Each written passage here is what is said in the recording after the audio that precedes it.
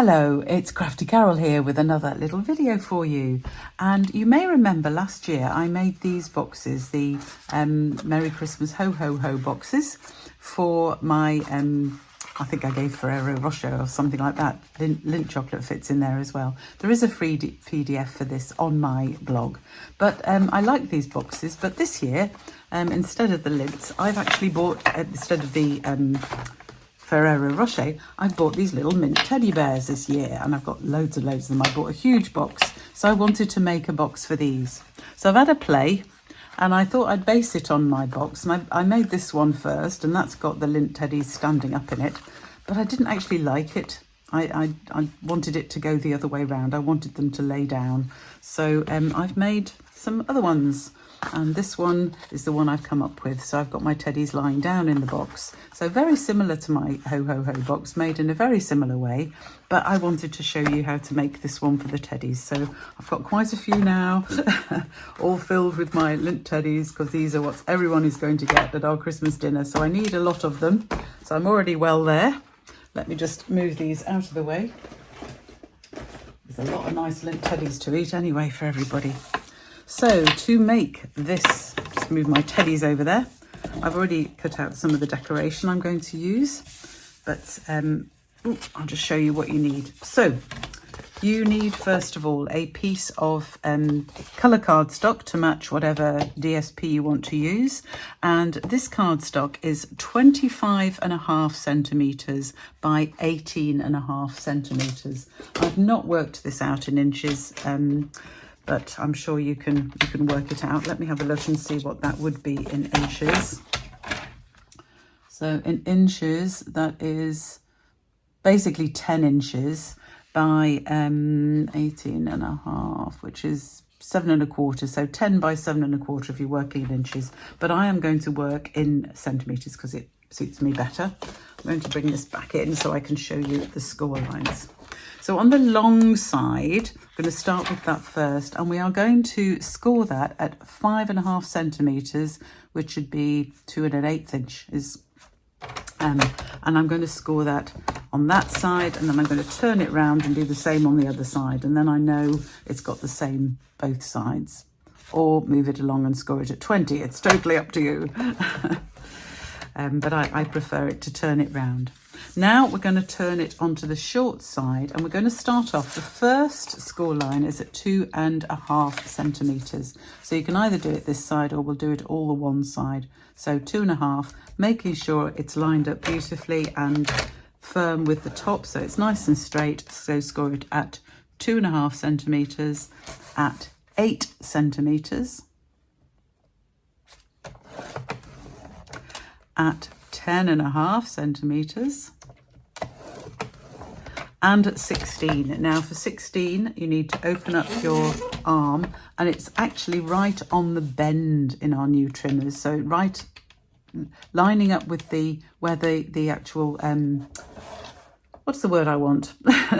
Where the bend is in the box, where the hinge is on the trimmer, that is 16.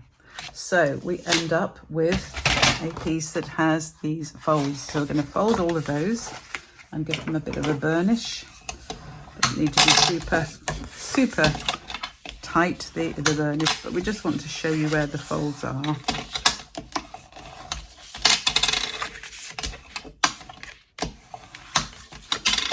And the final two. And the final one. There we go.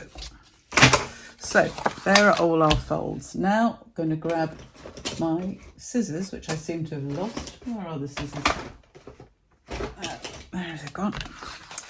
And I'm going to cut these. Now you're going to cut all of the side folds up to the horizontal crease, or the vertical crease, whichever way you're looking at it.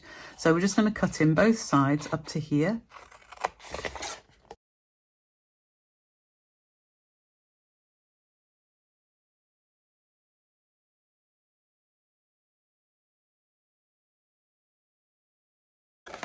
Like that. And that gives us the basis of our box. Now, because it's not an even box, with my original one, it was basically a square box, so it wasn't too much of a problem. With this, because these are different sizes, we need to trim these two tabs on each side. So there is a really easy way to do that using our trimmer. So if you fold under the narrow ones, all three of the narrow ones, and then place that at 2.5 centimeters. So you press the score line here at the 2.5 centimeter mark, and then we can simply trim off these bits. You can keep those because you can use those for decoration on the top or whatever. And then we want to do the same the other side. So folding in the slim tabs, line it up with the 2.5 centimeter, just there, and chop those bits off. So that's a simple way to do it. So we then get left with a piece that looks like that. Okay, so for the DSP, we are going to, now I've given you the one side of DSP. This will make this is the right size for the whole box. If it's a pattern that follows through, then you might want to do it in order. So that's why I'm giving you them this way. So you want to turn it. So we're going to cut on the short side, and we're going to start off. The first one is at 2.1. I'm just going to cut that. Then the next one is, we'll turn it around actually to do it this side now. So the next one, because it's 5.1, and then finally two 2.1s. So we should be able to get that between the two here, and it should be exactly right if you've got that piece that's the correct size. And I don't think I've given you the size for that piece. That piece is 14.1 longwise. So the piece was 14.1 that way, 11.4 this way, and you get your 4 pieces. I'm going to use this stripy one, so I wanted it to follow the pattern to follow through as I stick it on. So we've got a front bit, the long bit. First on, which one was that one? That one, and then one on there. You don't need one on that, that's the bottom of the box. If you wanted to cover it, you could, and that's fine. But don't worry too much about that. So then it's a matter of sticking these on the box. So I'm just going to quickly put some glue on these and stick these on. And I'll rush through the video because you don't need to see me gluing and sticking pieces.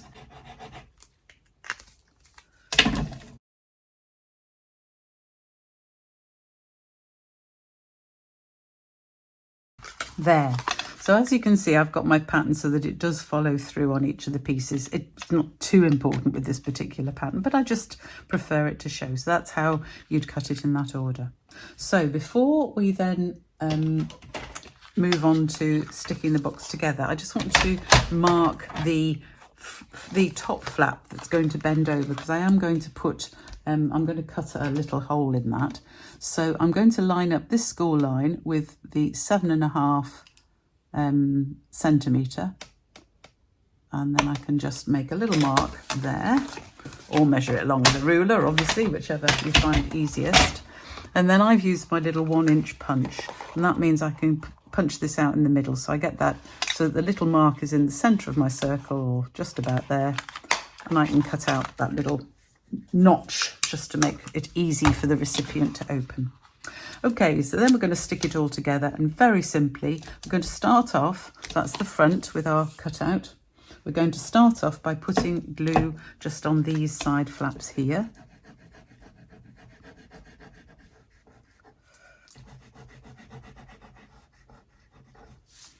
I'm going to do all 4 together because it's simple while it's just like this.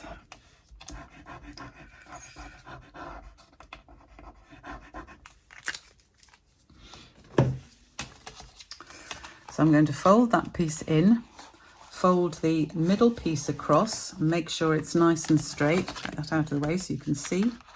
So folding this across, making sure this is really nice and straight and lined up. Hold that together for a second, and then bring the front bit across as well to make sure that is lined up nice and straight. Hold it together. Same this side, bring the middle piece on first and hold it together. Make sure that's nice and lined up. That's it. And then fold the front bit over the top.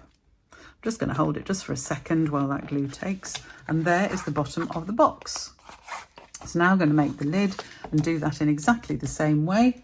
So putting glue on the tall, thin tab.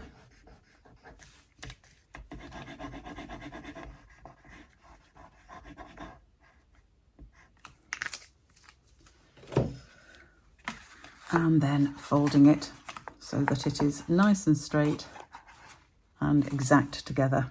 One side, the second, making sure it sticks, and then the other side. So having trimmed these side bits, it does make it so easy to fit these together, and that is the box. So the two side tabs come on the outside and the box closes like that, and it's a nice firm box. It's not going to open, fall apart. And that is my really easy, let's put my little Lindt teddies in. I've got two of those and one of those. That makes a pattern in there. There we go. There's my Lindt teddies. Oh, whoops. All sitting neatly in the box. And then we can close that box. And there we have it. And then it just remains to put a little bit of decoration on it. Ooh. And I'd already stamped my Merry Christmas on a scrap, and I've got a little circle that I cut out of these bits that I cut off. And I'm just going to stick that on first.